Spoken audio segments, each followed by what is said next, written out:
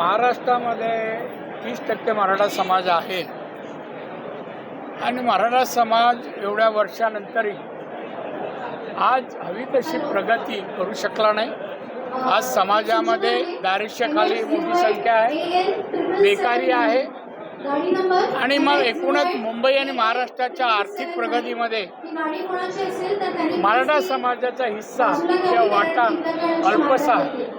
त्यामुळे आर्थिक प्रगती नोकरीपेक्षा व्यवसायाच्या माध्यमातून करावा आणि व्यवसाय लहान असो मोठा असो मेहनत परिश्रमाने आपण तो व्यवसाय यशस्वी करावा, म्हणजे आर्थिक सुबत्ता मराठा समाजामध्ये येईल असं माझं मत आहे। कुणबी मराठा संदर्भात जो आता वाद आहे तो मी त्या मताचा नाही आहे।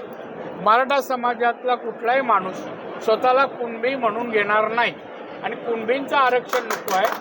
मागास समाज म्हणून जे घटनेच्या 15 आणि 16(4) मध्ये प्रोव्हिजन आहे, सर्वे करून मागासलेपणा आढळल्यास राज्य सरकारला अधिकार आहे आरक्षण द्यायचा, तो राज्य सरकारने द्यावा।